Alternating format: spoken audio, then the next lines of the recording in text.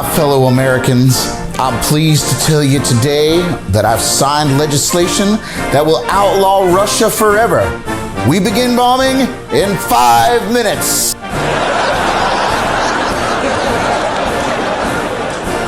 In my many years, I've come to a conclusion that 1 useless man is a shame, 2 is a law firm, and 3 or more is a Congress.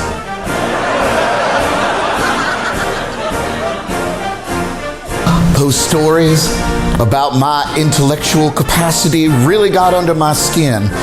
You know, for a while I even thought my staff believed it. There on my schedule, first thing every morning it said, intelligence briefing.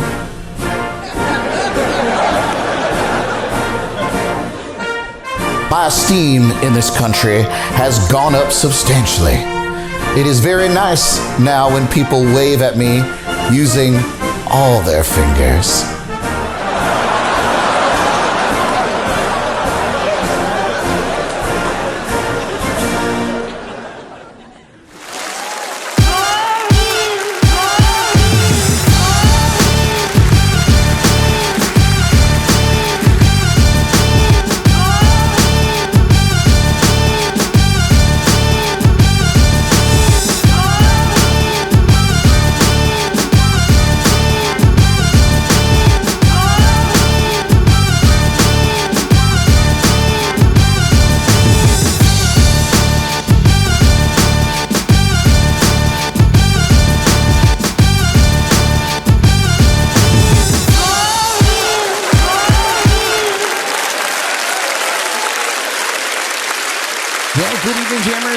Welcome to the very last episode of Jams and Cocktails Season 1. We did it. 82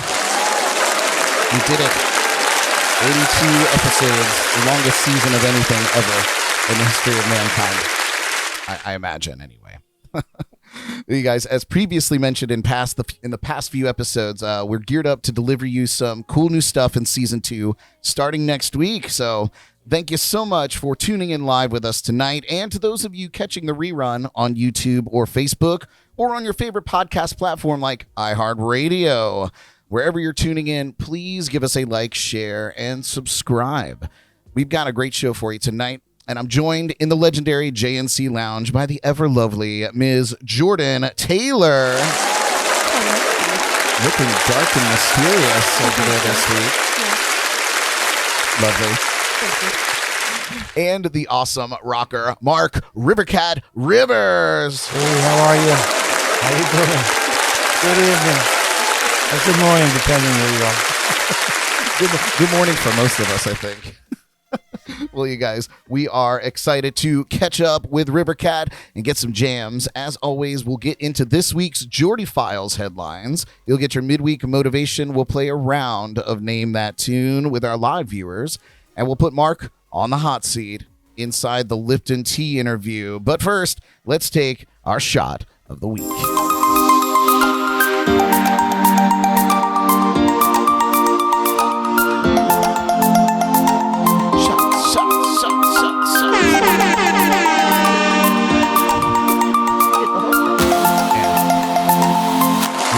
you leave me hanging all the time now. Well, you guys, this week's shot is simple and deadly. It's the snake bites. I wish I had like a snake sound or something. But you guys, very easy. We got it. It's a little, it's Yukon Jack with a splash of roses, lime juice. I prefer to shake it in ice. And then bam, you got the snake bites. So, Mark, cheers. Cheers. Glad to finally have you here, my friend. Thanks, man. Cheers. Jordan, Cheers. and to all of you tuning in. It's a big shot. Oh. Snake bite. Mm-hmm. That makes the jaw pucker. Not bad, actually. It's not. You know that the key, Make though? my next one a double. Yeah, right? I feel like the key, oh, it really does have my mouth like, Yeah. I think it's the sweetened lime juice. I think that makes the difference. So I was like, oh, I'll just use regular lime juice. But is this one of your inventions? it's not. This is an ancient ancient shot, I think, from like ancient Had by China. the Egyptians. Yeah. Oh. Made in the swamp. Yeah. Yeah, pretty much. Well, you guys, woo. Yeah, man, that is tart. Join us each week for our shot of the week by visiting jncpodcast.com to see what we're planning and get everything you need delivered to your door through our friends at Drizzly. Well, you guys, with a string of musical credits to his name and enough stories to fill at least 2 full books, he's here to play us some tunes and chat about his new single and upcoming album, Wire and Wood. Check out Rivercat.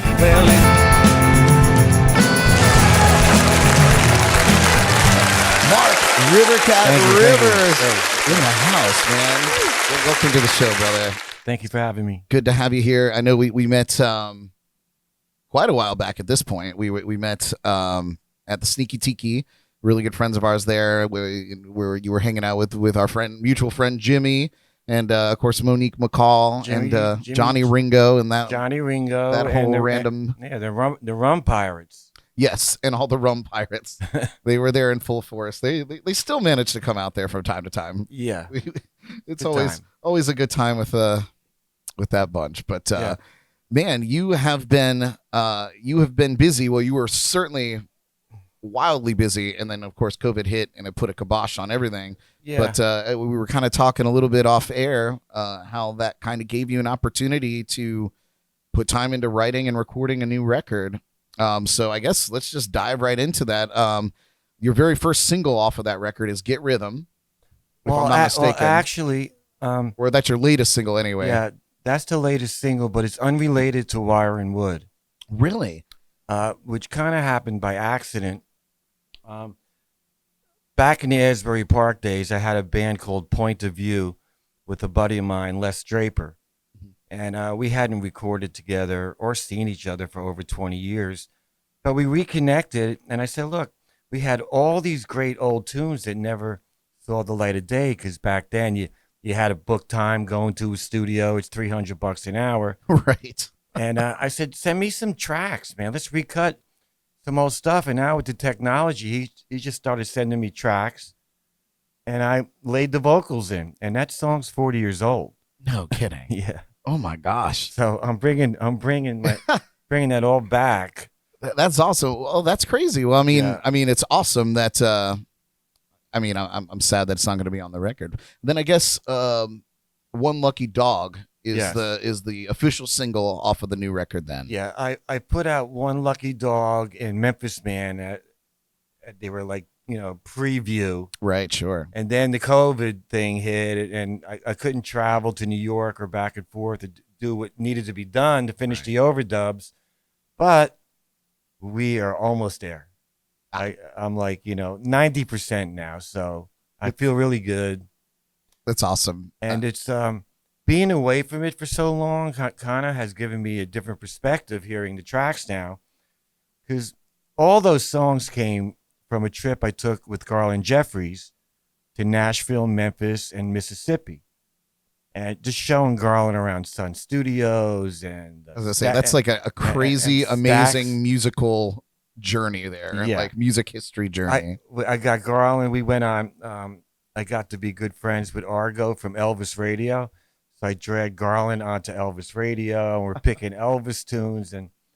But all those songs came from that experience, and that's 3 years ago. So kind of revisiting all that, and happy to wrap it up and move on to the next thing. The next thing, exactly. Well, yeah, you were telling us just before COVID hit, you were out on tour. You were managing a tour.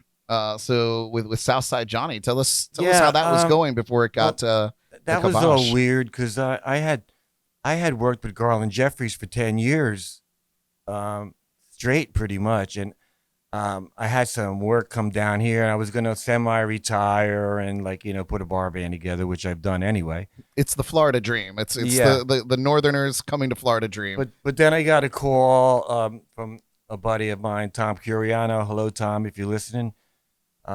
Great drummer and producer. I got a call. Oh, we're working with Gary Douglas and Southside Johnny. Do you want to come out on the road with us? They need a road manager. And I'm like, how much? The biggest question of all, really. Yeah. Well, because I was just kind of getting down here. I can be bought. But it was great. But like 4 shows in, everything got shut down, and That's a shame. so. But I used it as a chance to. I took a risk. I came down and lived in a bungalow for a year. I had to pretend I was away at camp, Right. and then COVID hits. I'm like, uh-oh. So I ended up writing an album called The Escape Hotel, which really was unrelated to COVID until COVID hit. On my way driving down, I stopped in South Carolina to visit an old friend as far back from high school and grammar school. So we're having some drinks at his house, and he comes and he throws this hotel key on the table. He goes, "Here, Mark." I said, "Well, what's that?" He goes, "That's the first hotel that we ever had for spring break in Fort Lauderdale Oh, my God. that your dad ended up paying the bill for. We had all this extra money to get wasted." Oh, But wow. so then the COVID hit, kind of gave me the idea. This could be a theme kind of thing, the Escape Hotel, because at this point we could all use one. God, isn't that the truth? So That's awesome. So that's the next big thing that you were just talking about. once after- Wire and Wood is out, Did you get- I got a couple more songs with Leslie from up in Asbury. I'll probably just put those out as singles. But the Escape Hotel, I'm going to start really finalizing all those tunes, which I got about 20. That's incredible. I mean, we were talking a little bit, about songwriting in general, man. And you were like, man, when it hits, it's like a tidal wave and you have to get it out. And I was like, man, because I've been in a years long dry spell of songwriting lately. It could be torturous at sometimes, because it's hard to unless you got the finance. You just can't, like Prince, you write the song and the next morning it's done. Right, exactly. You know what I mean? So they're like paintings for me. I got to keep going back and forth to them. Sure. That sort of thing, Oh, that's great. Yeah. Do you have a release date at least in your head of when we can expect to I'm get to hear the going to record? say September 21. Yeah. All right. Because the mixing is almost done. A little bit of fairy dust, Yes. and then the mastering. And I always call it the salt and pepper. You need to put a Yeah. little salt and pepper, a little seasoning on there. yeah.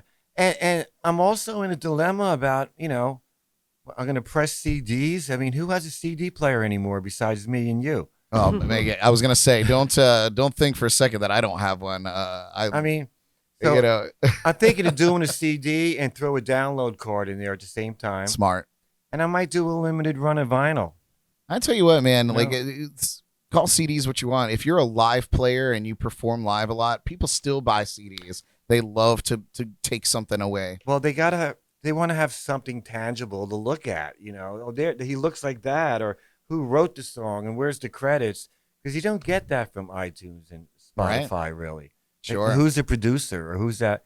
Like, who played that mandolin part? Exactly. Yeah, that's definitely one thing that I miss about records in general, and CDs did a really good job, and cassettes did an okay job, but CDs really kind of brought that back because you were able to stuff a thick ass book Hey, in right in there, 1968, I stared at the White Album for a month.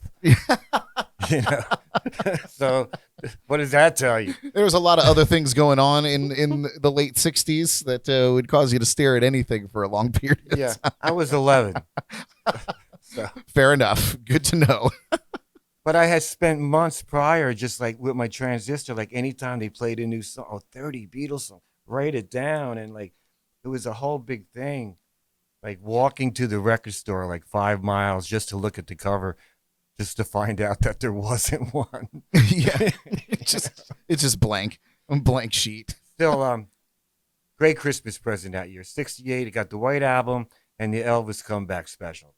That's all I needed. That's awesome. Well, you had mentioned Asbury Park. Yeah.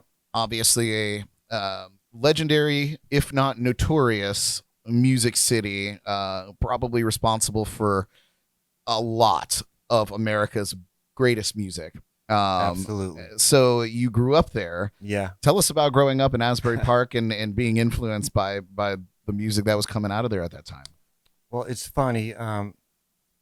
My old man owned a bar for 45 years up in Irvington, New Jersey. And when the race riots hit, my grandmother bought us a house in Bradley Beach in 1968. My dad opened up a bar down there. And I went to Asbury High School. And I remember there was a little buzz going around about this guy. You know, there was a place called the Student Prince, and we went and checked him out one night for $2, by the way, Bruce. And I graduated in '75. At that was the year that Born to Run had hit, and all of a sudden Asbury just became a music mecca. It was just like, not that it wasn't before, because if you do your history, everybody came. I think the Stones. I mean, I saw Elton John there in 1970, 3-piece. What is that? What is that? What is that? It's like a legendary music venue there. The Stone Pony. Is that what it is? Stone Pony. God, Yeah. Just like the Wonder Bar. Well, You that name was it, man. my that was a life changer for me, because I'm just out of high school, and I'm fooling around in music. But at that point, as a kid, you're like, well, you're comparing yourself to the Beatles and Elvis, like how you ever reached that level. Right. And then when Bruce kicked it, it was like, wait a minute, local guy makes good. Maybe there is a chance for the rest of us. And it was an eye-opener. I remember the first time going into Stone Pony, they had lowered the drinking age to 18. And I walked in, and it was Southside Johnny and the Jukes and Bruce and the whole gang of them on stage. And all I remember was like 90% of the audience were babes. Right. And I'm like, oh, this seems like a cool job. And I How decided do I apply? I decided that I was just gonna kind of jump in, and I hooked up with a couple guys. That one that bartended at the Pony. We put a little band together, and I was a little bit behind those guys. I think Bruce and Miami Steve are like maybe 5, 6, 7 years older than me. Mhm. So by the time I started going there and playing a lot in the early '80s, they all had gone on world tours and shit Right, like that. right. But left the nest. but if you there was will. great many summer nights when I remember when Bruce had be working on Born in USA. He would show up and play with any local band that was playing in town. It was great. Yeah, yeah, you it was hear all- stories about him just to this day Yeah. going back there and just jumping on stage and jamming with. He had an with the incredible guys. work ethic. You know what I Yeah. mean? It was inspiration, and it was great, because then all the music people started coming through town. I see Stevie Ray Vaughan at the Stone Pony, the Stray Cats, Levon Helm. Uh-huh. It became a pit stop, from Philly going to New York, and Right, it just blew up. and you're right down the shore. So it's like You go to how can beach you all- go to the beach all day and you Go play see at night? rock and roll all night long, man. perfect. It's great. Well, that's awesome. Well, you also talked about working with Garland Jeffreys for Yes. an extended period of time. Yeah. Not just one project, but 10 years worth of 10 time hanging out with him. Yeah. And he is quite a notable character in and of himself. Yeah. Some names when I was kind of digging into him a little bit today, names that popped out was Steve Jordan, Pino Palladino. These are guys that I admire. All A-list, Yeah, man. yeah, absolutely. So tell us about that experience Well- and what you guys worked on together. Well, it all happened in a weird kind of way. I actually had planned a trip to Florida for some gigs, and something went wrong, and I was a little depressed. And later that afternoon, I get a call, and they say, "Hey, this is Garland Jeffreys. Is this Mark?" I'm like, "Yeah, Garland who?" I'm like, Right. I'm like, come on, man, this is fucking with me. And well, it turns out because of my history with my limousine business, I had a reputation of being a great driver, and they were looking for a road manager. And I go to his house, and he plays me a couple tracks, and I say, "Wow, it kind of sounds a little Lou Reed, man." He goes, "Well, what makes you say that?" I said, "It's very poetic, And he goes, "Well, Lou Reed's my best friend." I'm like, "Oh shit." No I shit. said, "Thanks." And so I ended up being a road manager. The very first gig was in Woodstock with Levon Helm. No kidding. And I'm like, checking my pants, see if I shit myself. Right? Yeah. the opposite of pinching yourself. Yeah. And went on for 10 years, and on and off. He recorded 3 records during that time, and I got to travel and learned a lot from Garland, man. Garland's a very humble cat, very smart guy, and very streetwise. He's a New York City poet. Right. Right. He's a bit underground. And I asked him once, why don't you think that you never got that big leap? And he said, well, they just couldn't figure out what to do with me. Uh-huh. Am I black or white? Am I playing rock? Am I playing reggae? Am I like, So, but I feel like that slipstream in between is the coolest place to be, because then you don't have to live up to some sort of genre hype or record company expectations. You can just make the music that you love, and your fans will determine your success for you.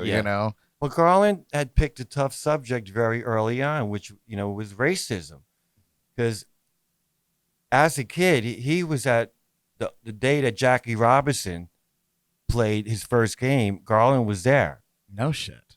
And somebody yelled to him, because he was all excited to stand him. He's just a little kid. Right. Hey, Buckwheat, sit down. And that never left him.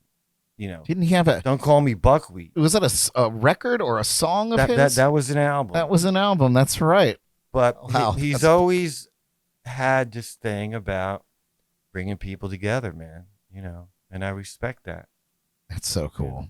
And the fact that you got to work intimately with him on the road for 10 years is just if not for Garland, because I had already outgrown the whole Asbury thing. I've been in New York for 25 years, and I've been touring and traveling, and but one day he goes, "Hey, come on, we're going down the shore. We're going to play with Bruce for the Light of Foundation benefit."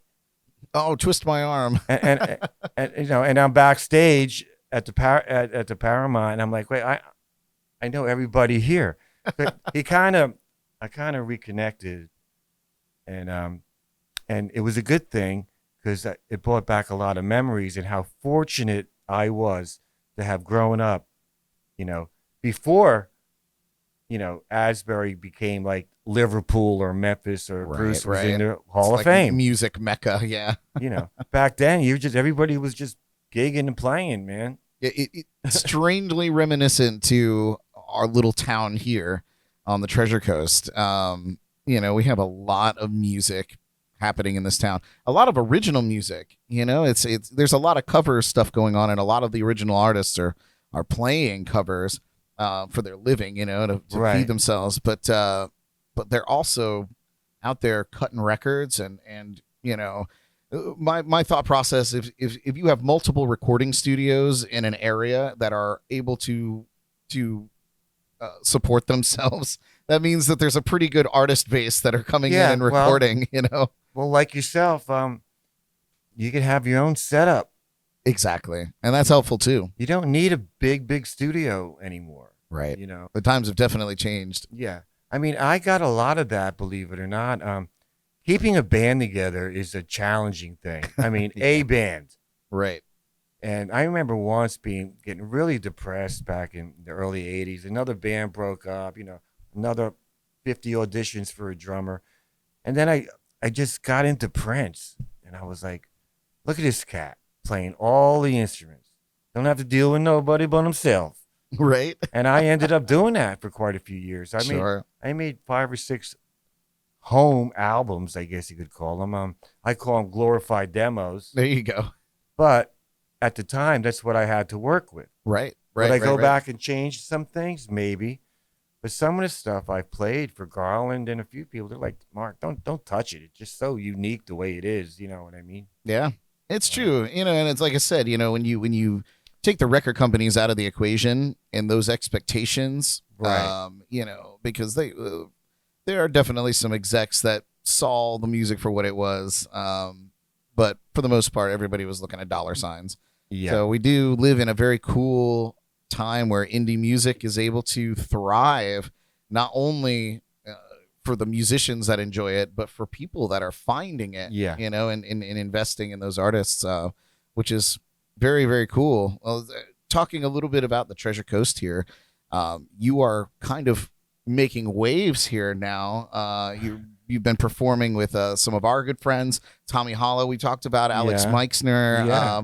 I saw you guys doing a couple shows around town in that configuration. So tell us what your experience has been so far jamming here on the Treasure Coast and what you think of our little music scene here, per se. Well, I'm enjoying it. I mean, because it's another challenge for me. And, I got to know a few people, and Alex is a solid guy. And I was having a little problem at first because I didn't know everybody. So you gotta Build your network. it's like just show up to the jams. Right. So I was just showing up to jams and like you said, build a little network. So now I got one. I'm working with these guys, Thomas Glass, and then from Southern Discomfort. Right. Which is fun. And it's a lot of Southern rock stuff, rockabilly.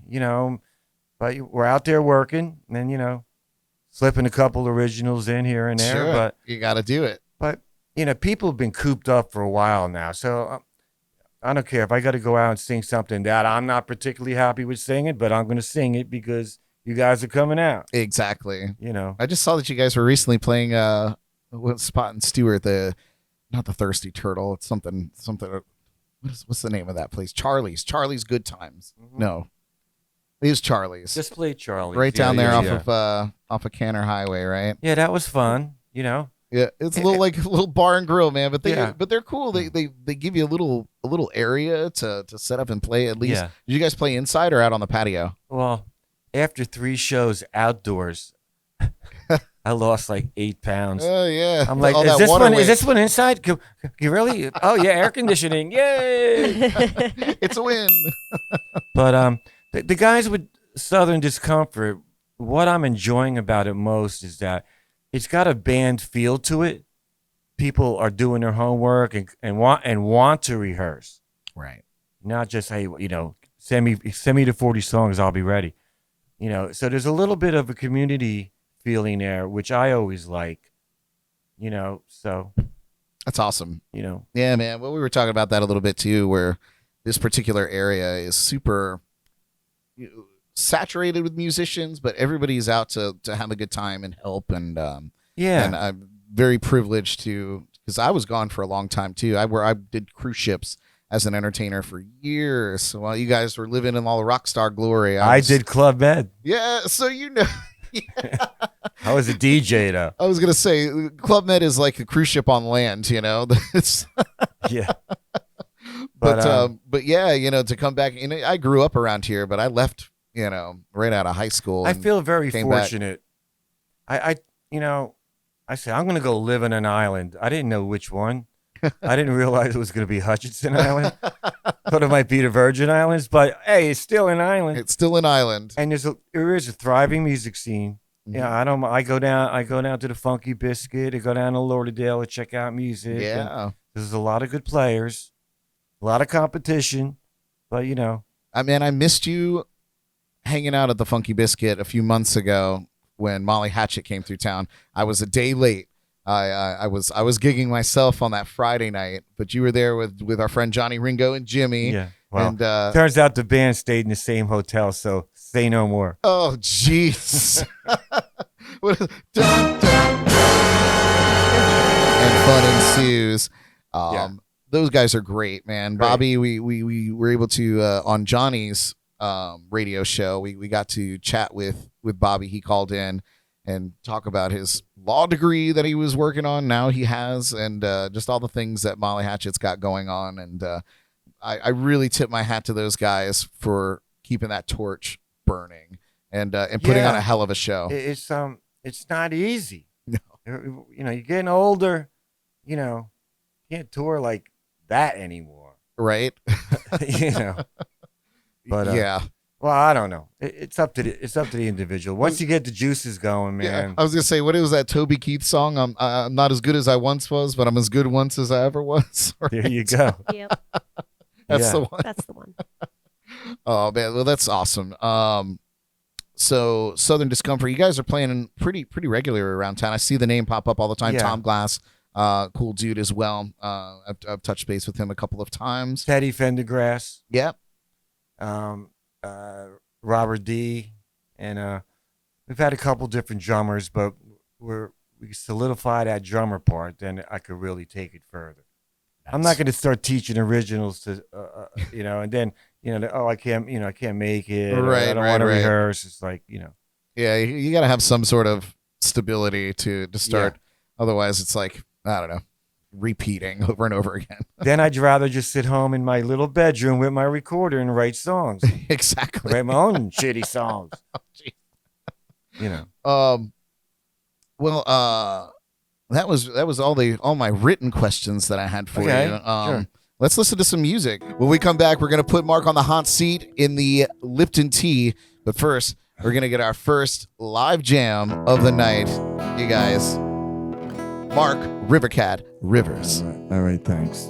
This is from the new record, Wire and Wood. It's called Mississippi Mud. It was actually written in Mississippi.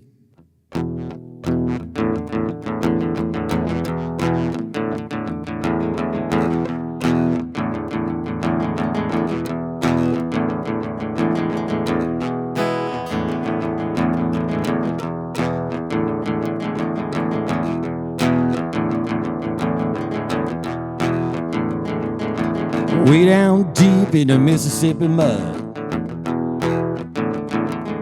I give her my life, I give her my blood. I found the Lord in the Mississippi mud.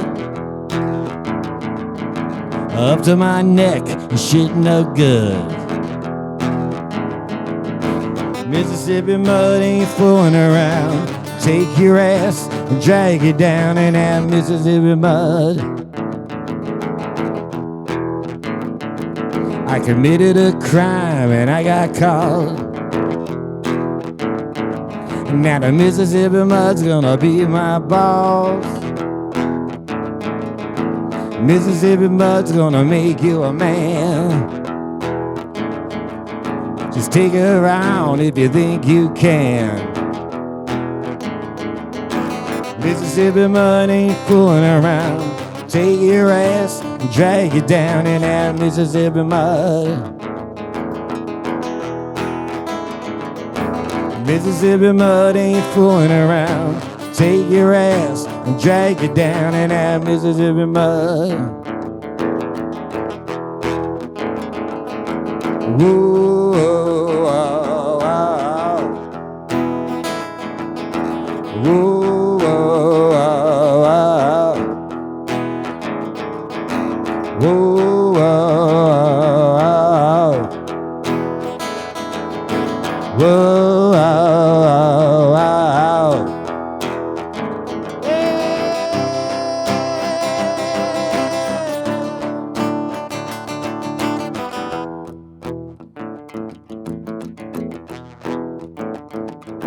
Black or white, only time will tell. When the Mississippi mud drag you down to hell. All the blood is red, yeah, that's no lie. But the Mississippi mud don't take no sides. The Mississippi mud ain't fooling around. Take your ass and drag you down in that Mississippi mud. Mississippi mud ain't fooling around. They're gonna take you and drag you down in that Mississippi mud. Oh, Mississippi mud. Yeah. Mississippi mud. And that Mississippi mud.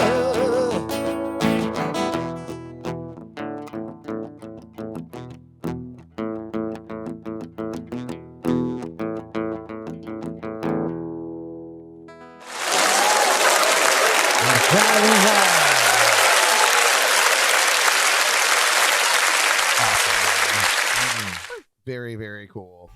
You know, that's a track that you have on Spotify, Yeah. and it's currently like I guess on your like featured featured songs or most listened to songs. It's at the top, and Is it? I put it on, man.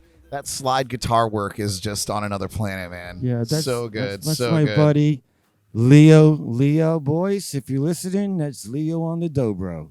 Leo on the dobro. Well, come on back and Nice. sit with us All right, here. man. We're gonna put Mark Rivercat Rivers on the hot seat in this rapid fire interview, inspired by the late great James Lipton, of course, the host of Inside the Actor Studio. This is Inside the Lipton Tea.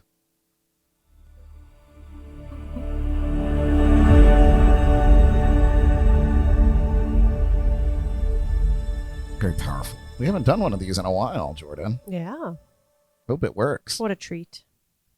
Welcome to Inside the Lipton Tea. I'm Brad Brock, playing the part of Mr. James Lipton. I'm here with Mark Rivercat Rivers, and we're going to ask him the tough questions.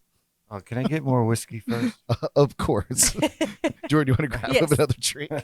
Perfect. So, Mark, Yes, sir. what is your favorite word? Oh. Pathetic. Nice. What is your least favorite word? Unapologetic. What turns you on? Oh. Anything by Prince. Nice. I agree. I could agree with that. What turns you off? That new drum machine thing you hear all over the radio, it sounds like a typewriter. Oh yeah, with the frenetic hi hats or whatever they're doing. No. I like live music. I mean, not that I haven't learned from Prince and, Embraced your electric side or yes, electronic side. Sure. I've embraced my blackness. There you go. We all have to do it from time to time.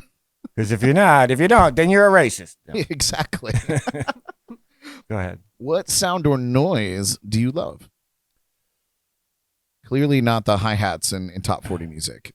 No drums in the morning. What sound do I really love? I love the ocean sound. Yeah. I think that the ocean, the salt, it's the sun. In your living life, you've stayed pretty close to the ocean, from Asbury Park down to Hutchinson Island. Anytime I need to clear my mind, that's what I do. That's why I couldn't live in Nashville or Vegas. Yeah, it's too far away from the ocean for me. I do like the sound of shower aerobics. Yeah. You do. That could be bring a mic in the shower. Go ahead. I like that too. What sound or noise do you hate? Oh, yeah. Anything from any of my neighbors. So, yeah. Any extreme examples from one way or the other? I hate horn beeping. I drove in New York City for 20 years. So when someone beeps the horn at me down here, it's like, really, dude? You have no idea. Can't you just eat a Xanax? Right, Yeah. they make them. Why don't we just use them more often? Yeah. What is your favorite curse word? Oh. Hey, bitch. Bitch? Well, not actually meaning, as a derogatory thing to any woman. It's just, Sure. just like the song Bitch by the Rolling Stones. Yeah. Life's a bitch. Life's a bitch. That's it. I like it. I like it. I mean, if they could put it out as a song, bitch, then you can't be offended. People are now offended by brown sugar. I'm like, wait a minute. That's been going on for a while. Have now. you heard Little Richard's version of it with the all-girl black gospel group singing Brown Sugar? I don't think they give a shit. So why should you? Right? They're getting that paycheck. It's good for them. Let's see. Bitch, that's not one that we have very often. We get Yeah. fuck all the time. Yeah. We get fuck. We've gotten cunt a couple of times. Oh, cunt's not a good one. It's mine. Especially when I get a little liquored up. It's my go-to. It doesn't bode well for me. Then what's her favorite? What was your favorite? It's called ass whooping. Yeah. Pretty much. Can of whoop ass. I know better than to use that word even in her remote direction. But Yeah. Does it around. what profession other than your own would you like to try? Does DJ count? I mean, I think you are, but No, you are a DJ. No, or you actually, I DJed, have yeah. I have a love for interior design. No kidding. I think I could have been an interior decorator. I actually had to make a choice once. I was I was an intern in New York with an interior designer who was big time, and she gave me, you want to do this, you want to do that. I took the DJ gig at the strip club. I mean, how could That's a tough choice. I mean, It was the wrong choice, but it was more fun at the time. Yeah. I mean, design is design. God's design. No, well, I'll get back to it because my real retirement dream is to have, like I said, I wanted a little tiki bar with my DJ set up, the Wurlitzer jukebox, and and play my records. So I'll design my own bar. There We're you gonna go. put a pin in that. I'm gonna come back to your DJing in a little bit. We'll get through this. I'm looking for money. Fair enough, aren't we all? If I find some, I'll let you know. What job would you not do ever under any circumstance? That I haven't already done. Well, this is something. Well, maybe. I mean, these are up for Yeah, I've done a lot of things. pretty objective. So if I there's don't- something that you just I don't think I could. I'd enjoy like Garbage Man or something. I don't think I could focus on songs on the back of a garbage truck. yeah, I heard that is very peaceful back there. Well, I know guy that retired and got a really good pension. Yeah, You know, it's out there. It exists. Yeah. his name's Joey Bag of Donuts, and they know a few guys. Yeah, that sounds like a garbage man in New York. Yeah. Of No, I mean, of course, Gar. What job wouldn't I want to do? I definitely want. I don't like politics. I don't yeah, want to be a politician. I'm an entertainer. I want to change people's minds with a song. right. Not like the media or some politician shoving some bullshit down your throat, and it's always like double. It's always talking in double Dutch, and you never really know what's going on. Right. Is it Corona 19 or Corona 22? Or is Yeah, it's just like I know. It's overwhelming and it's draining. what's bad about it. I mean, without going on a tangent, Toxic. it really, instead of perpetuating a real, genuine conversation about something that's important, it makes people do just like this, where they're like, you know what, I don't even want to hear about it anymore. Thank you for ruining it for me. So Well, it's not only that. it's a Like I'll problem. try to tune in like CNN, but I got to watch 15 commercials first. And they're all for watches that you can't afford. watches and these weird drugs that they approve. That Oh, you're make watching it- CNN. Buy this Tissot watch for $1,200. and a drug that makes your ass bleed. But it's like marijuana. You go to jail for still. I mean, I keep seeing this one. Not to get off topic too much, but I keep seeing this one every day. eyeballs? No, well, that one's crazy too. Oh. But it's for dogs. It's like a flea medicine, heartworm medicine, and some other one rolled into one. And it's this happy dog in the whole commercial. And then they're like, this medicine could cause your dog to convulse and die. And it's like, well, why would I give it to him? yeah, Just keep him inside. and your cat too. Yeah. It's like, well, one less It's dog. contagious. Get a shot. And finally, if heaven exists, what would you like to hear God say when you arrive at the pearly gates? Dude, you did the right thing, man. You followed your dream, and now go back down there and do some more work. So you want the resuscitator, the defibrillator back to life scenario. Oh, That's a Yep. first. I don't. It That's a depends. Pow in your Well, back. first of all, who knows what God really looks like? If it's a woman, she's really hot. I'm saying, hey, I'm hanging. Where's my I room? think I'm good. I could stay for a while. I'll stay. Planet of Women. Oh man, well that's inside the Lipton Tea. You did it. Made it through. Those are good answers. Like I said, it's been a minute since we've had this. But Yeah. Yeah. Yeah. So, what job don't you want? Ah, His? Yeah. Isn't that the Definitely truth? the controller seat there. there's 1,000 buttons over here, and I just added Yeah. another monitor right here, so that I can read news stories now. It's not enough happening. There's not enough. It always needs to be more. Well, you're doing a great job, man. Get it. No, really, I feel very comfortable. Good, And man. it's got a good vibe in here. Yay. Awesome. And We strive for that. It's all her fault, really. She definitely brightens the room up a little bit, even with her super dark hair now. Yeah. why? What was it? It was like balayage, like a ombre blonde. it was like dark at the top and then like blonde lighter at the bottom. brunette and then blonde. Yeah. Not quite that blonde. That was my goal, but all my hair was like hay. So Yeah. So she decided to go full dark. yes. And, back to Well, basics. it looks lovely. Thank you. Oh, Thank you. nice. Appreciate it. I like it too. It's just you Yes. know it's strange. It's strange. It's been a very long time since. And it's now it been- blends You in guys with the curtains back there. Just hit the bar and they say, "Well, just go get that wig I bought you." Oh yeah, you should just get some wigs. Just shave it off. Oh my God, you're really gonna become Moira from that TV Well, show. she might but become Oh, more shit's sexual creep. dominant if you start wearing the wigs. Oh, and then you could wear if the it's wigs. any more, I won't survive the night. Let's be honest. Ayo. Oh man. Well, you guys, what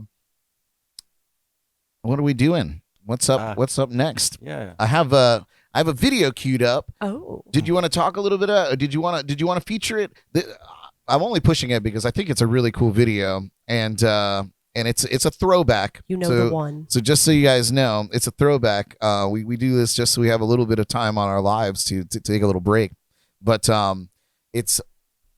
this song has come back Yeah. on a newer record, Yes. right? And this is Somebody to Rock. Right. So tell us a little bit about the song, and then a little bit about the lineup that's featured on the video. Well, I did a version of it early on in the early '90s. You know, just a home recording of it. But I always liked the song. I thought it was kind of like one of them, you know, anthem rockers.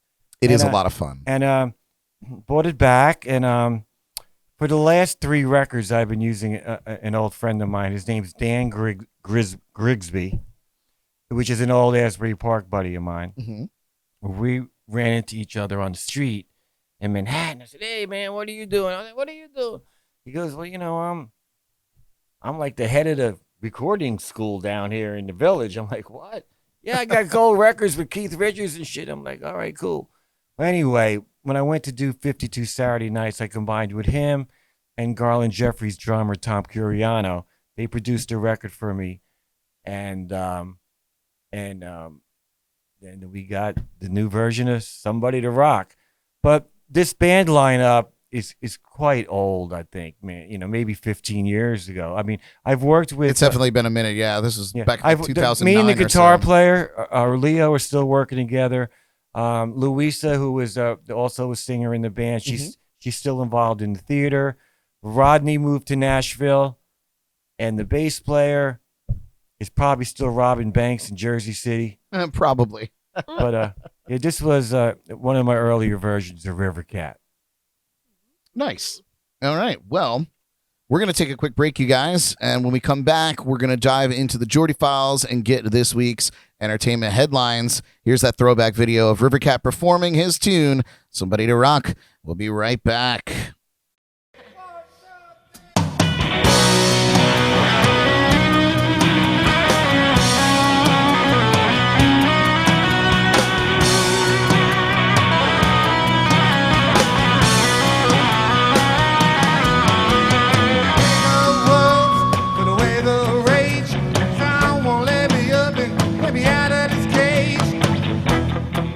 It's getting hot.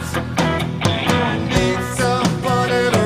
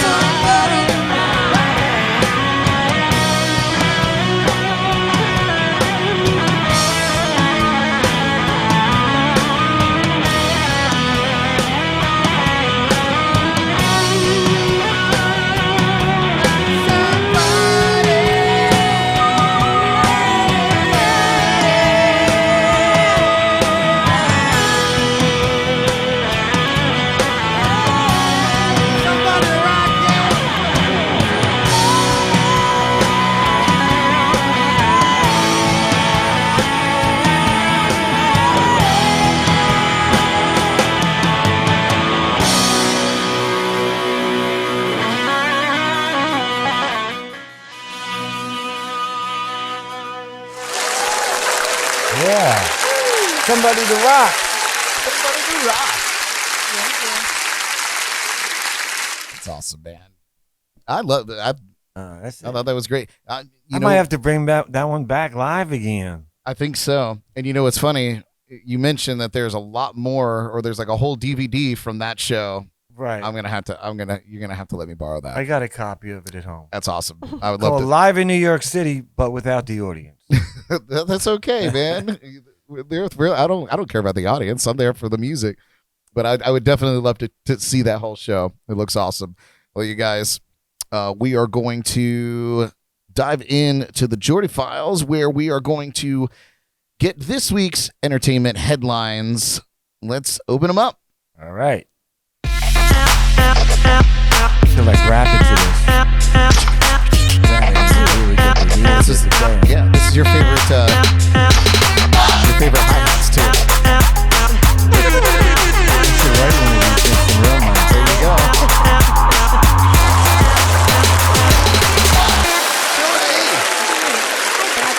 What's up? So first wanted to start out, we have some birthdays today. Oh, we Get those do. out of the way. Yeah, because we have a tendency to forget them. We do, and it's important. Everyone needs their birthday recognized. That's true. That's true. Yeah. So today, August 11th, happiest of birthdays to Ben Gibbard from Death Cab for Cutie, Chris Hemsworth, Chris Kelly, Eric Carmen, Hulk Hogan, Ian McDermott. Yeah. Okay. It's Hulk McDermott. Yeah, there you go. Ian was the Star Wars Emperor. No. Yeah. Joe Jackson, Joe Rogan, Shanice Gransom, Vaughn Jackson, Viola Both Davis. good friends of ours, by the yes, way. alumni of the show, Shanice and Vaughn. Viola Davis and Will Friedle from Boy Meets World. Oh, wait. I know somebody born on this day. Who? Bitch! The song? The song. I can't mention any names. Oh, you know. okay. Just Fair enough. I do. But you know who you are. You know. I have to point out that Eric Carmen these days is looking like a Karen Carmen. I think. Can you? I'm gonna ask you, Like a Mark. Karma Chameleon? Are you able to pick out Eric Carmen in that group photo there? Man. There's a lot of faces. There's a lot of faces. Wait, it's the guy all the way on the left. No. Likely story. Actually, who else could it be? I mean, the guy we know it's not the guy with the mustache. No. We know it's not the black woman. Nope. I'm gonna say bottom, all the way right corner, dude. That looks like. That one's really scary. That's Joe Jackson. Oh my God. Yeah, I know. frightening. No. I mean, in the Just- nicest way. Just Sorry. to the left. Have you read it in the Sunday papers, Joe? I don't think he's read in the Sun in many years. Yeah. At Yeah, all. the one just to his left. Just to the left. That That- looks like a beautiful Karen woman as you'd find at a restaurant. That you'd find at a restaurant. So that's Eric Carmen. That's Eric Carmen. Now, what song did he write? Oh man. Come on, What was that? On the spot. somebody What was put that a song? Google out. Google. Yeah, Is let me it- get the Google Is it brain. loving you? Oh. Easy Doo-doo, cousin. doo-doo. Yeah. Wasn't he in the raspberries or something? Oh. I don't know. I don't know his story too much. All I know is he's had A beautiful Karen. he's had some lovely work done. Oh, all by myself. I love Keith Richards' work. You know what he did to his face and nose is just amazing. You mean, yeah, like falling on it. Like, Yeah. falling down it. I mean, how many times can you break your nose to live forever? Only Keith Richards will know. Is it I'm Through with Love? I don't know. No? Okay. Are you? Yeah. Just finished. Cut off. Done with it. Wow, he had a fro. A wicked I know, fro. man. There was a lot going on in the 80s. There was a lot happening for that But happy fella. birthday to all of Happy you guys birthday. Yeah, sorry. out there. Didn't mean to insult any of you. Yes. Oh, we man. did. We like you all. And then I thought it would be great to talk about the Billionaires Club, which we all would like to join, has a new member. Oh, yes. Yes. And it is Rhianna. That's right. Yes. Rihanna is now officially a billionaire. Yes. And Oh man, now you know what's wrong with the record industry.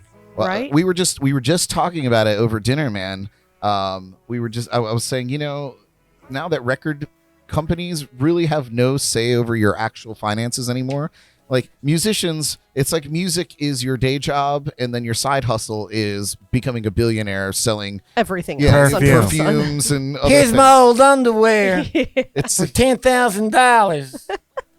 boom, and it's sold instantaneously. Yeah, Rihanna, she's worth an estimated $1.7 billion right now. So not just like tapping into billionaire status, but it's full-fledged. Yeah. That's even Right more than into it. Austin Powers, the evil guy. $1 million. $1 million. That's like chump change now.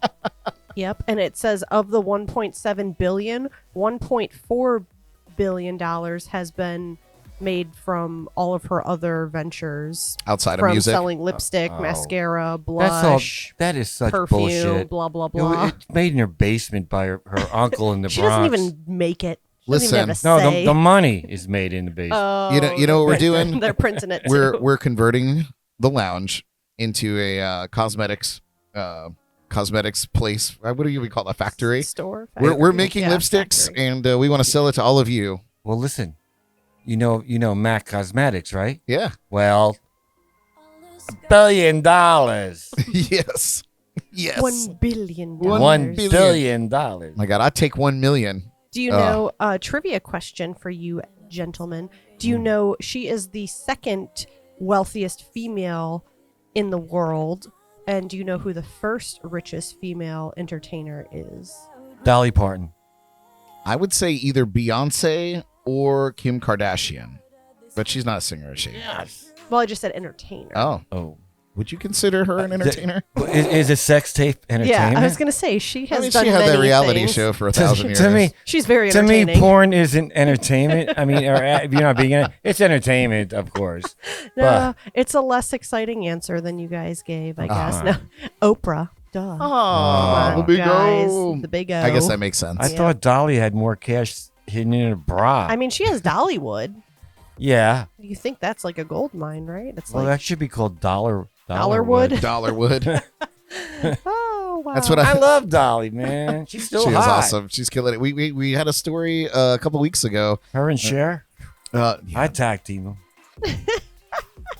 I mean, I would too if there was $1 billion involved. Oh yeah, there you go. I would do it if there's $10 involved. Yeah, Sorry, just Jordan. throw 10 in between the middle of them, like they're gonna fight for it. $10 like bucks two, is 10 like bucks. two seagulls fighting for a French fry on the boardwalk.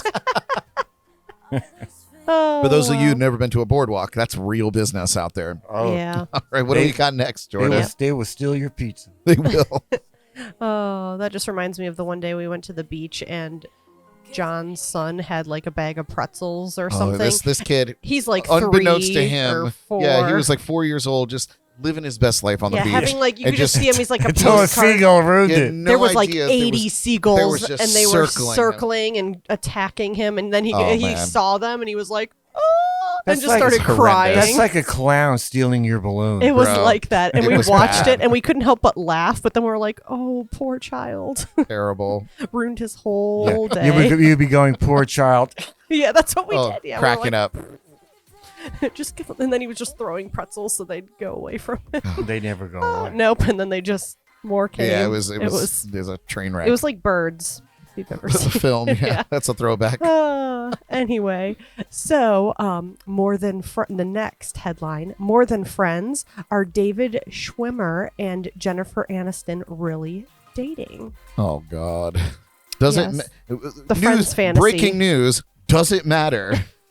Yes. When has Friends been Wait. relevant? Who is it again? Ever. Jennifer Jennifer Aniston, Aniston and and David Schwimmer, who were Ross and Rachel on the Friends. television show Friends. Jennifer, why would you bang a guy with the name Schwimmer? Yeah. Maybe she's looking for those Schwimmers. Oh, that was a good one. Yeah, I'm good every now. That was a good one. Aren't we all sterile now because of the COVID thing? Maybe. God willing.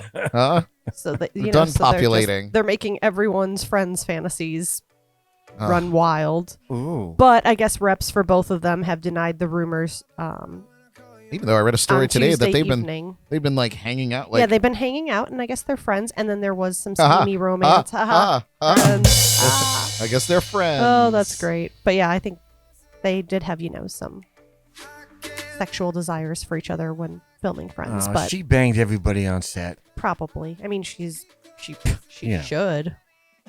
Look at her cuteness. Ugh. I should have took that job. Anyway. Yeah, right. So we'll see what unfolds with that, because that would be kind of adorable. That's what's cool about the internet. You can kind of say stuff that you can't say. Yes. Exactly. That's why we choose to stay off of terrestrial radio. Good. So we can fuck off. And, I can say that word? Yeah, man. Hey, bitch. Fuck off. Hey, fuck off, bitch. Biatch. Oh, and then what else do I we did want to have? say Tom Glass is tuning in on YouTube. He said, "Hey, Mark." Hey, Tom. Hi, Tom. Make sure you're at rehearsal on time. Oh, wait. Called out. It's his studio. I'll make sure I get there. I was gonna say, make sure he gets there. What do we got next, Jordan? Gosh.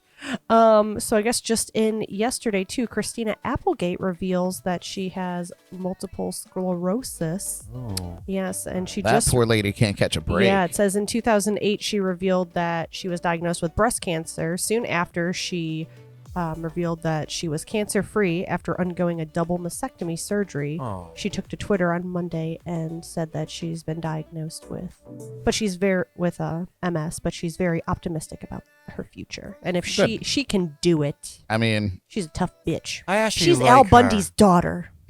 she is Al She Bundy's is daughter. Kelly Bundy. Yes. Yeah. The best sitcom ever. Ever. Seriously, dude. So good. Well, The Honeymooners. Honeymooners were good too. Yeah. Live audience. Yeah. True. Well, Yeah. I feel sorry for her because I actually really like her. Yeah. She's That awesome. is sad.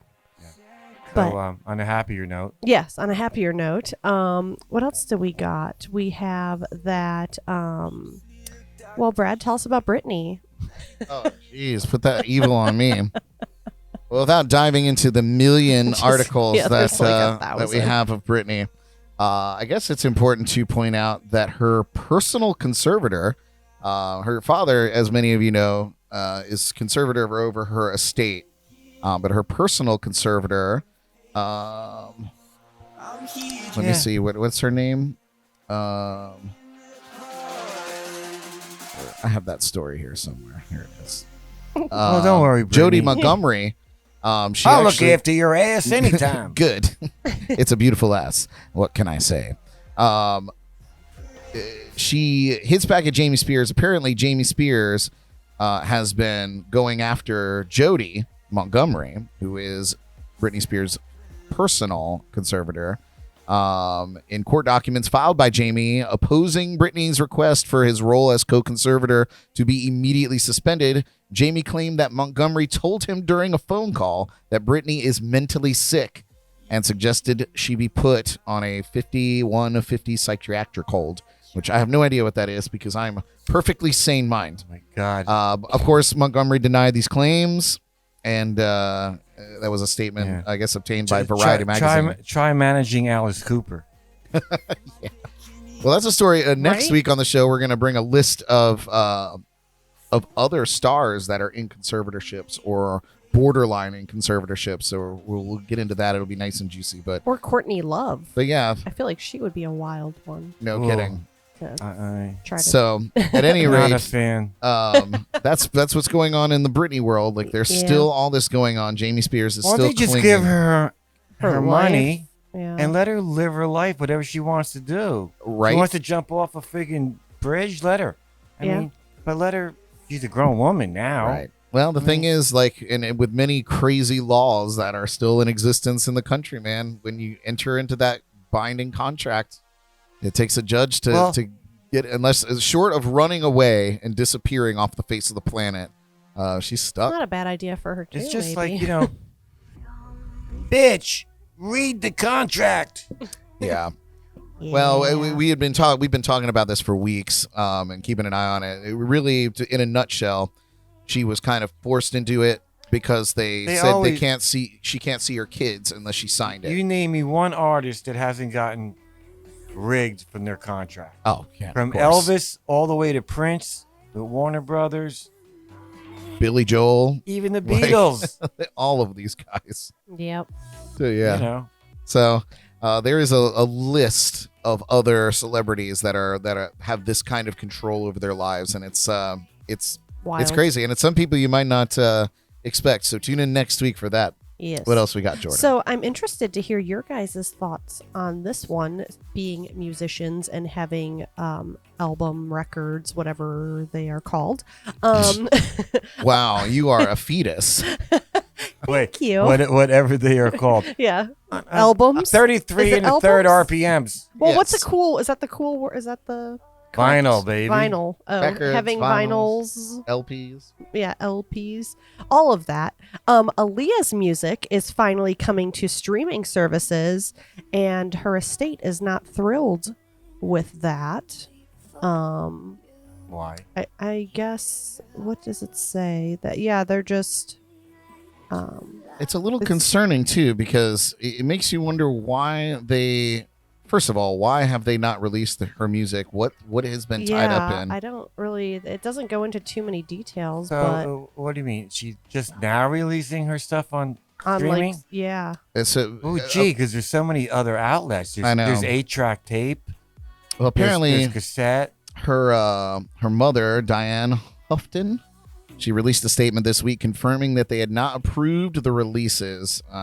Said protecting Aaliyah's legacy is and always will be our focus. For 20 years, we've battled behind the scenes, enduring shadowy tactics and deception with unauthorized projects targeted to tarnish. So maybe there's some some stuff that we don't know about as people. Who is that anyway? Yeah. Aaliyah. I want it to I don't be think out. I've ever heard of her. She was pretty big in the early 2000s. Oh. One of her big scandals was that she was married to R. Kelly. If you're familiar with him, Oh, that guy. R&B. Yeah. Yeah. So When she was like 15. yeah, like, you married her. Oh, when- yes. And look how I've- beautiful she is. I've She's seen so I've adorable. seen the documentary. R. Kelly, what an ass. Yeah, what a Yes. psycho. Yeah, he's So in a, Aaliyah, little battle. she was in a himself. plane crash when she was 22 years old, and she Oh, didn't make and it. passed the, away. the overloaded plane? I'm not That sure. one? I think it was because didn't it crash into a mountain or something Yeah. like that? It was Yeah. something really, really tragic. Mhm. But yeah, so now her music and her legacy has Oh, been I tied got up it. in litigation for the Because last they're 20 fighting over who's going to get the money. years. Yeah, basically. Yeah. So Just put her music out there already. She's been dead for 10 years. yeah. I mean, I can't really. If it's her mom and she's trying to make sure that her legacy is preserved, like I guess. Ma, that's if her I die in prerogative. a plane crash, just put all my records on the jukebox There and, you go. and have a party at the bar. Yeah, right. So And well, pass the hat. it's good news to you Aaliyah fans because you'll be able to use your Spotify subscriptions to listen to her music. Yeah, soon. throwbacks. Throwbacks. And bless you in heaven, honey. Yes. Yeah, for real. She was a gem. Yep. Yeah. And now in Rivercat news. yeah. What do you have? What kind of hot gossip do you have for us? Yeah, I don't have any gossip. I don't go out of the house. Me and my Uh, cat. Oh, you have a cat. Yeah. Oh, is it a river cat? Her name's Luna. Oh. Well, yeah, like Luna cat. we do have some gossip here. Oh. So, Mark Rivers, I can see where the second half of that would play into your persona, your stage name. Where does Rivercat? Because I've known a few Rivercats. Really? Yes, not by name, but by reputation. You mean the ones that you caught, like catfish? Yeah, well, we call them. They're usually girls from Indian River County, Oh. and their nicknames are Rivercats, often known as River Rats. Well- I'm just kidding. I'm kidding No, you, no, Sebastian. People. Wow. Well, that's okay, because I'm a Gemini. And some mornings I wake up feeling like a river rat and not a river cat. Ah, there you go. You already know. But the name Rivers, my legal name is Wisniewski. Hey, I'm a Polak. Hey, Wisniewski. Ah, great So- sausages Yeah. And Pierogies. and pierogies. pierogies. We love Oh my So God, good. Graham. But I just figured at some point that Wisniewski would not actually fit on the marquee. Yeah, you have to keep So, shrinking that font. Let it bend around. It's always warped. Yeah. But I got it from an Elvis movie that came out the year I was born, called Loving You. In the movie, Elvis is like, a runaway, and he wakes up in a graveyard, and the guy's name is Deke Rivers. So I started with that, and my band originally back in Asbury Day for a while was called Rumble Cat, because we had a cat in our studio that would shit and sleep in the bass drum. So perfect. It's a great little cat house. Yeah. Meanwhile, Bon Jovi was rehearsing right upstairs. Of course he is. And they went, wow. But one night on my dad's bar, my stepmom says to me, Mark, why don't you just call the band Rivercat? This way your name's in the band. I said, that is genius. Let's have another drink. Because we're on a roll here. So I decided to have Rivercat be the name of no matter what project I was working on, instead of having, a name for this. Right. Because it just confuses people. Sure. So just became your moniker. That's it, man. Now that's killer, man. Rivercat. And now I go out everywhere. I'm like, Rivercat. I'm like, okay, you opened up the can of worms, River Rat. So. Yep, River Rat. I would never call you that because I have You just did. I have a very specific vision in my head of what a river rat looks like, and it's girls from Sebastian. Oh my god! That's what river rats look like. Well, there is the Rivercat baseball team, which is a minor league team for the Angels in California. No kidding. Yeah, and when you search Rivercat, it's really what it is a gigantic catfish. Oh, I guess that makes sense. Yeah. Yeah, like what is it, that television show, that like Monsters of the Deep or whatever, or River Monsters. So I've had people say Rivercat. Try to pick up a girl at the bar. What's your name? Rivercat. I ain't talking to anybody named Rivercat. Better than River Rat. What's your real name? I said, my mom was tripping, man. She was like a 60s hippie chick, man. She named me Rivercat, man, after an hallucination. It's our two favorite things. Yeah. Oh, I love that. Oh, yeah. I love that. Our friends Todd and Laura from TC Nightlife, they commented, they said, I love that Mark and I don't know the same people that we're talking about in the news. He's just like, because I'm always like, who? Always good friends of ours and sponsors and partners of our show. And they tune in. And whenever we have like whenever we have a new name that tune or a newer version of it, or we do our headlines. Yeah, they're like, am I allowed to tell jokes? No, man. Of course. Really quick ones? Yeah. Okay. Why don't blind men skydive? I don't know. It scares the hell out of the dog.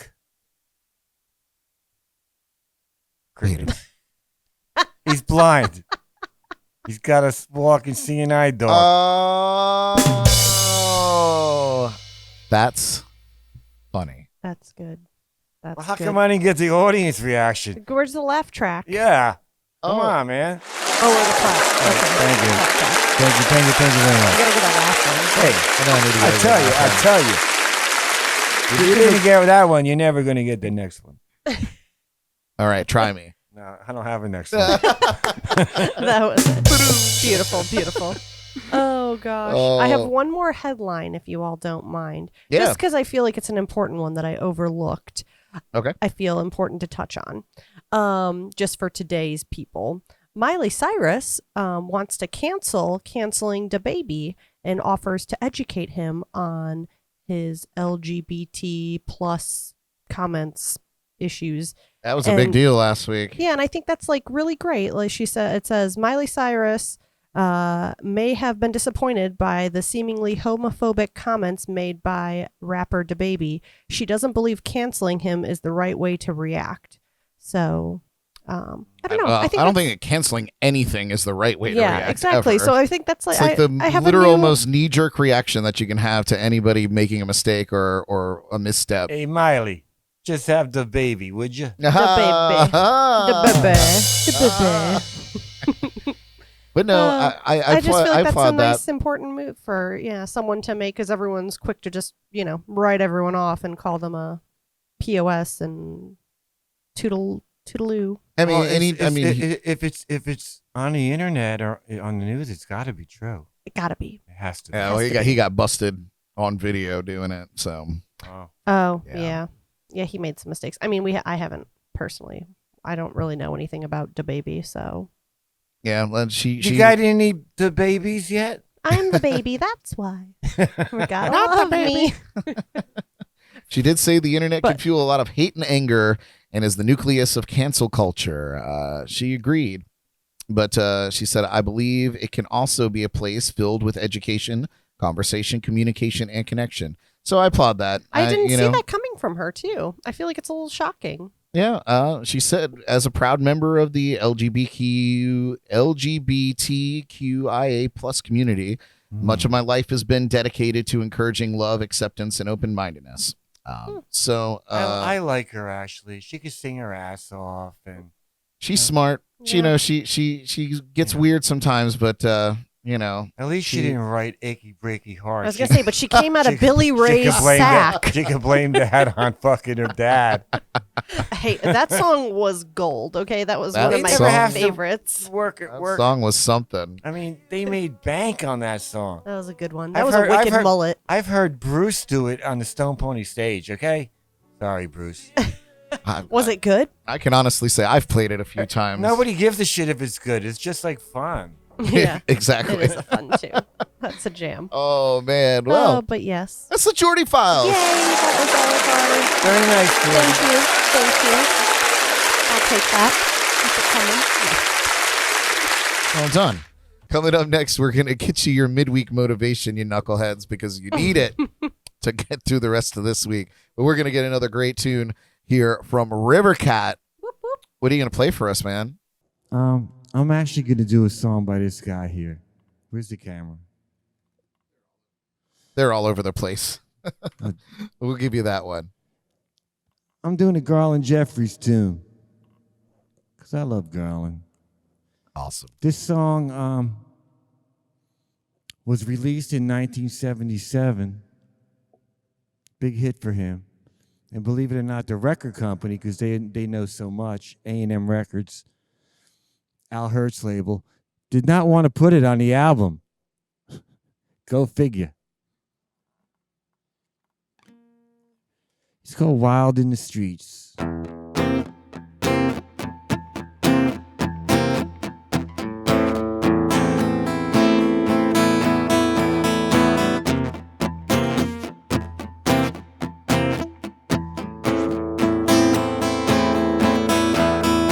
In the heat of the summer, better call up the plumber and turn on the street cones, pull them off. With your newspaper writers and your big crime fighters, you still need a drugstore to kill my cop. Run wild in the streets, running wild in the streets, running wild in the streets, running wild in the streets. Wild in the streets. Running wild in the streets. Running wild in the streets. Running wild in the streets. We've got a gang called Shady and a midnight lady and two transvestites to beat the band. You better not touch us, you best believe us. Your teenage Johnny's gonna be a man. Running wild in the streets. Yeah, running wild in the streets.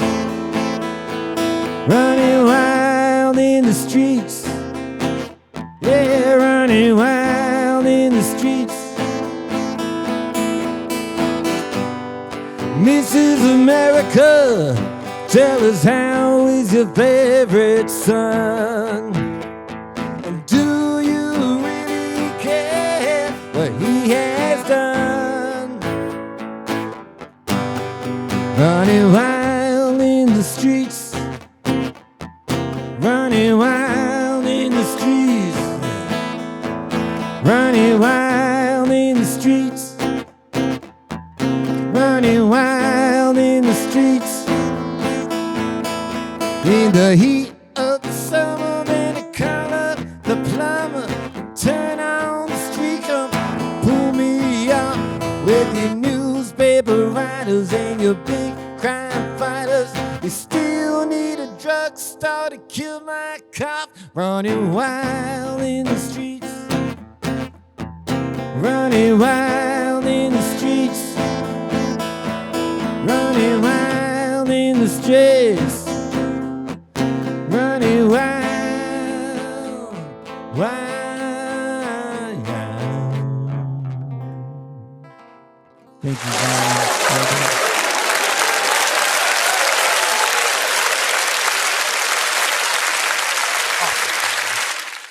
So that was a Garland Jeffreys tune. Yes. Is that a song that he wrote or just recorded? No, that was one he wrote in 1977. Came out on the Ghostwriter album, and the band in the studio was Dr. John and his band. No kidding. They did the backup track. And the song was written from a political standpoint. There was a murder in the Bronx where a young girl was thrown off a roof. Oh, my God. So Garland, Garland's a funny dude, man. When that came out on the 45, Garland was at Max's Kansas City with a roll of quarters, just feeding the jukebox all night, to hear his own song. That's crazy. It's like, somebody's got to promote me. Oh, man. Do you want to play another one? I feel like you got the itch. Yeah, You're already up there. I got we might the as well itch. do Let's another. do another one. All right. Yes. This song has been around for, I don't know, maybe 30 years. I think I've recorded it 3 or 4 times, and I finally got it right on my last record, 52 Saturday Nights, with Tom, not just a drummer, Rhianna, producing it for me. And I finally got it down right. Yeah, but now you're going to hear it stripped down like the way I wrote it.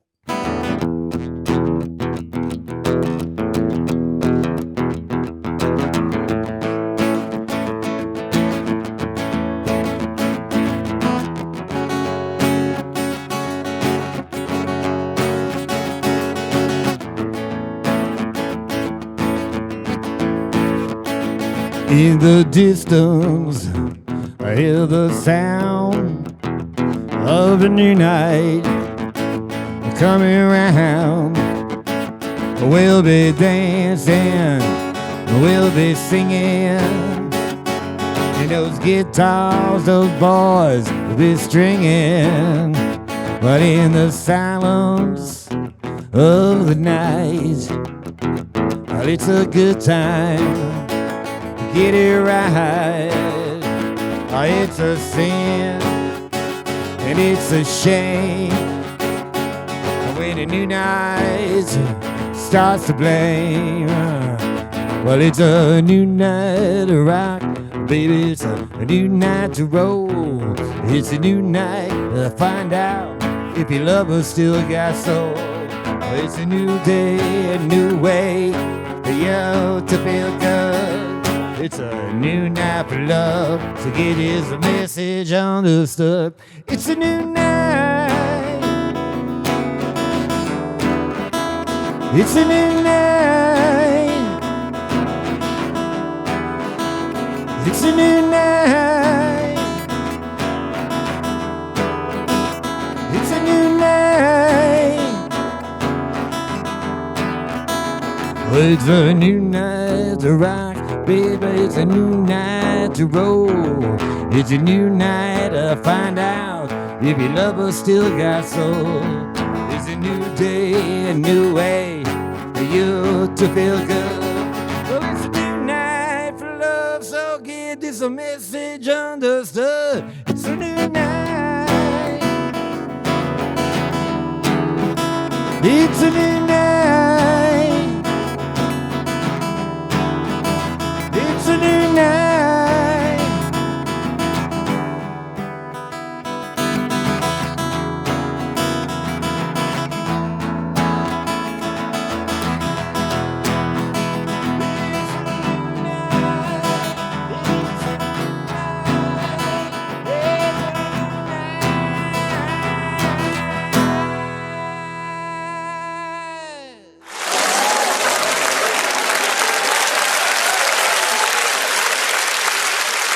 Yeah. Brilliant. Marvelous. I really do like that track. That's the first cut off of your most recent 52 Saturday Nights, right? It is. That's the opening one. It's a great tune. It's And a great if you can't opener. get grooving on that opener, then I don't know, put something else on.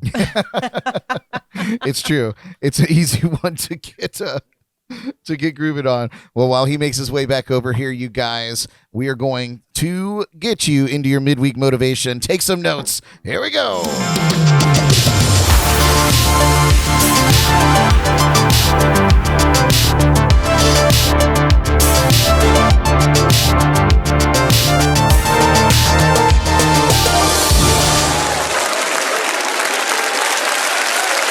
All right. Well, whilst you guys are taking notes, this week's topic goes against everything you learned as a kid from your parents about talking to strangers. Well, guess what? You're a grown-up now, and talking to strangers, depending on your profession, can be a daunting task and cause anxiety. And I got 7 pointers for getting better at breaking the ice and talking with new people. Number 1, be brave and worry less. Sounds simple enough, because it is. It may be uncomfortable, but we tackled that in last week's topic, so just do it. Who knows? You may find your new best friend or the love of your life. Hey, don't sweat the small shit. Right? Number 2, be curious. Ask questions. Do you like their earrings or their hat? Ask them about my scroller stopped scrolling. So, you know. Ask them about their scrollers. Yeah. Why'd your scroller stop working? See, there you go. Uh-huh. Just ask them about something. People love to talk about themselves, and before you know it, you're in a full-blown conversation. Number 3, don't be afraid to go off script. Forget the boring, what do you do, where are you from? Be in the moment and initiate something relevant to the moment. Number 4, give them a compliment. Putting the focus on the other person could help you get out of your own head and make them feel good in the process, and you get past those awkward moments. Number 5, and this one may require a little bit more previous knowledge of the person you'd like to talk to, but kick it off with something that you both have in common. Mutual friends, hobbies in common, great icebreakers. Number 6, practice and get used to talking to strangers by having more conversations with them. You'll get better at reading body language and asking questions more naturally over time. And finally, don't let awkward moments trip you up. In most cases, a person will first wonder if they know you, and then they may wonder if you're a weirdo. And then they may get past that and realize that you're just being friendly. It's okay to have an awkward moment. Just keep it going, and you'll know if they're willing to chat or want to go away. Or start a radio show. That helps too. Talk to strangers all the time. Either way, at least you could say that you tried it. Get out there and meet somebody new. I'm Brad Brock, and this has been your Midweek Motivation.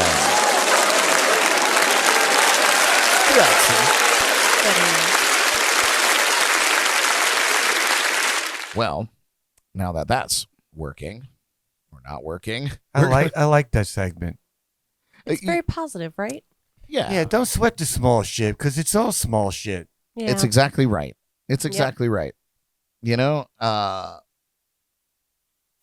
that's true. And yes, like talking to strangers, you know, because like I said, you know, you're kind of grow up your whole life. Don't talk to strangers. And then you get older and you're like, well, everybody's a fucking stranger. Yeah, you go to the bar. There's 2,000 strangers here. I'm hoping I'm taking one home tonight. That's exactly right. And you're not going to know without talking to them, probably. Right. And the worst part is nobody's stranger than you, you know? So, like, you go in there and you're the strangest person in the fucking place. So, get out of that comfort zone and do that. We're going to dive into one of my favorite segments where we get to go around the room and talk about all the cool things that we have coming up and going on. This is our Shameless Plugs.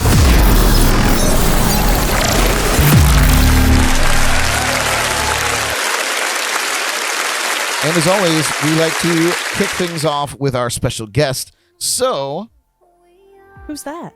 No. Where'd he go? Oh, there he is. There he is. He's there. Hey. He's there. Don't let him He's fool here. you. So, Mark, let everybody know where they can find your music, where they can find you performing, and what they need to be looking out for and getting involved in for you. Okay. Rivercat.net. That's my website. I'll be tweaking all that up for the new release of Wire and Wood. My music's on Spotify and iTunes and in your local record store if you can find one. And we're A1 on the jukebox, but nowhere on the charts. I mean, that's good. But yeah, I'm focused. I want to finish this record and then move on to my next project. August is kind of quiet down here as far as live gigs. Right. I guess you guys know that. Summertime. So focusing on September and just be playing some of the local juke joints. The Taco Tiki, Terra, the Charlie's. All that. I'm staying local. I'm not going. I was supposed to be in New Orleans today. No kidding. Oh. Yeah. I'm glad you're not. Me and Jimmy were going down. Oh dear. And then a friend I was going to visit got COVID, and then they canceled Jazz Fest, and we're like, dude, At that point, you're just going to eat. Well, if you can't go in any place and hear music, I mean, that's what I'm going to New Orleans for. So we figured safe than sorry, and wait for number COVID 39. Right, to come and go and be done with. I hear you, man. One day. So I might have missed it because I was rebooting something over here, but where's the very next place that you're going to be performing live? I'd like to come out and see you. I don't have one on the books at the moment. No kidding. No, I'm serious. Not even with Southern Discomfort? Well, yeah, we're working on it. We did our last one at Charlie's, like I said, and we're using this month to find the right drummer that we want. Right. Before we start booking a bunch of gigs, and then I got a different drummer on every gig, which I don't want. Sure. So, but it'll be in September sometime. Cool. Awesome. Well, we'll keep a lookout on your socials, and I'll give you a call. Perfect. I love it. Sounds good. Any shameless plugs over there for you, Jordan, tonight? No, I'll let you. Oh, I'll come let on. you take it. All right. Give us one shameless plug. We have a Roku channel. Oh, we haven't launched it yet. We're launching it next week. That's a big. We have a surprise. That's a big announcement. Launch for next week. What is it? Do you know what a Roku is? A Roku stick. It's kind of like a Fire Stick for for streaming. For streaming, like Hulu Netflix and all that good nonsense. stuff. Yeah. So we have our own app on Yeah. there. Shameless plug within a Well, secret shameless plug. Well, then if you're doing this plug, tell them if they have a Roku to go on there right now and give us 5 stars. Well, you heard Brad. So if you have a Roku, download our app pre-release or pre. Yeah, it's there now. Yes. We just haven't officially released Give it 5 Okay, stars, even great. if you hate it. And Yeah, please, especially if you hate it. watch it. Like your Uber driver. Yeah. Yes, exactly. Always rate them well. If their car, had air conditioning and 4 wheels, let's give them a 5 star. And if it doesn't smell like leftover chicken. Yeah, and or throw up. Yeah, I was gonna say or vomit. Yeah, yes, very important. All these things, Oh, and that's it. Thank you. Nice. But one more shameless plug. I do have Wire and Wood coming out in September. Yes. I'll be sending it around, Awesome. all over the internet or whatever. So I Very, look very forward cool. to that. I'm stoked What's for your that. shameless plug? Oh boy. Oh boy, ready? This is what I call the pee break for everybody else in the lounge. No, I'm just Okay. kidding. Yeah, right. Gotta go. As always, you guys, thanks for tuning in with us live. If you're not here live, then we invite you to join us sometime on Wednesdays at 8 p.m. Eastern.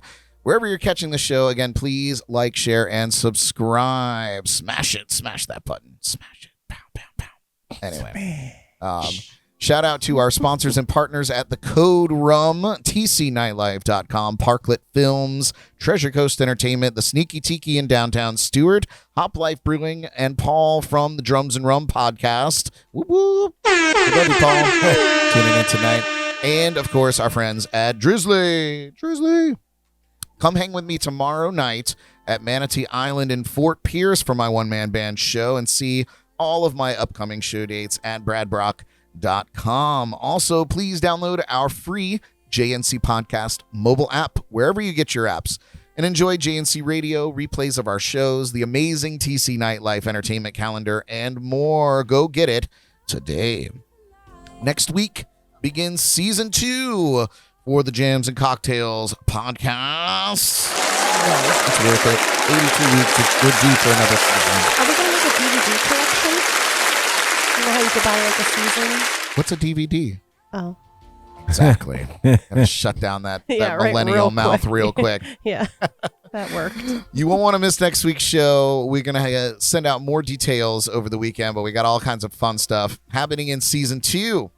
This has been, believe it or not, my Shameless Plugs. Short and sweet.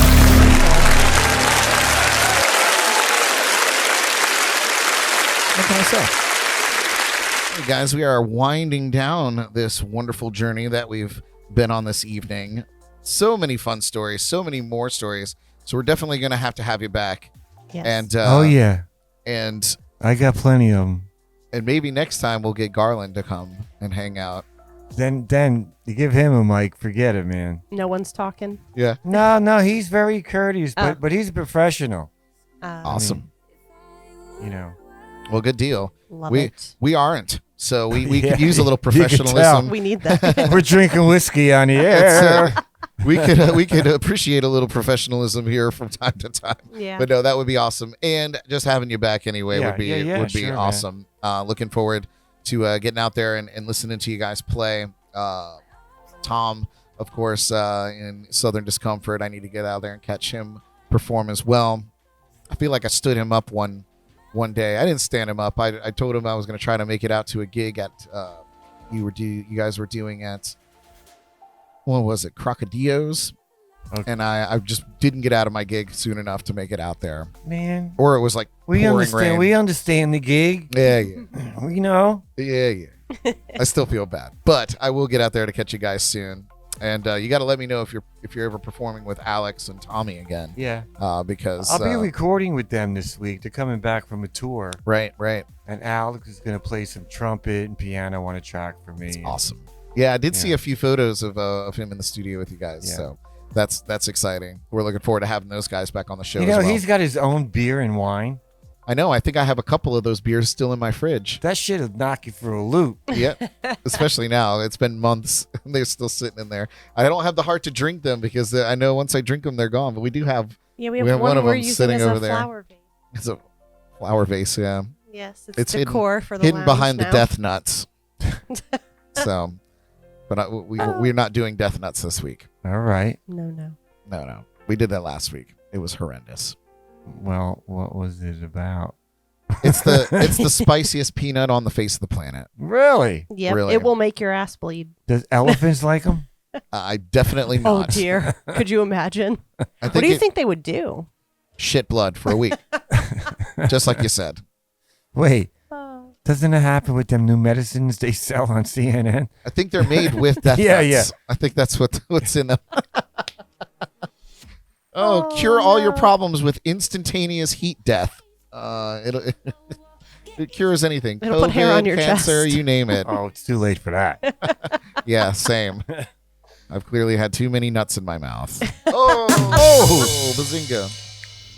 Anyway, Gee. Wow, well, that went downhill. you quickly. guys, we had a great time tonight, and we hope that you all enjoyed the show. Give it up once again for the incomparable Ms. Jordan Taylor. Oh, Jody. And our very special guest tonight, Mark Rivercat River. Hey, thanks. And this was fun. Thank you much. See you around. Thank you. Join us next week for season 2. Until then, talk to strangers, drink some water. Broadcasting live from the legendary Drink Some Water. That's a really important one. I can't stress that enough. And take candy from strangers. Yeah. Why not? I am the proud owner of a big white van, so I know all about candy from strangers. You guys, broadcasting live from the legendary JNC Lounge. I'm Brad Brock. We love you. Good night.